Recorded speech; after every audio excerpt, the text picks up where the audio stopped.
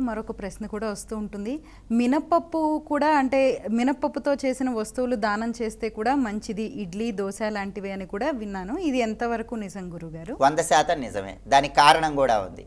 మీరు అడిగారు కాబట్టి చెప్తున్నాను. మినపప్పుతో చేసినవి కూడా దానం ఇవ్వచ్చు. ఎందుకంటే నవగ్రహాలలో రాహువుకు ప్రీతిపాత్రమైనవి మినుములు. ఎప్పుడైనా జాతకంలో రాహు దోషాలు తొలగింపజేసుకోవాలంటే కేజింబావు నల్ల మినుములు దానమిస్తూ ఉంటారు. బూడిద రంగు వస్త్రంలో కట్టి దానమిస్తారు. లేదా మినపప్పుతో చేసిన పదార్థాలు దానమిస్తే రాహుదోషాలు తొలగిపోతాయి. జ్యోతిష శాస్త్రం ఏం చెప్తుందంటే శనివత్ రాహు అంటుంది జ్యోతిష శాస్త్రం. అంటే శనికి ఏం చేస్తారో అలాంటి దానాలే రాహువు కూడా ఇవ్వచ్చని జ్యోతిష శాస్త్రంలో చెప్పారు.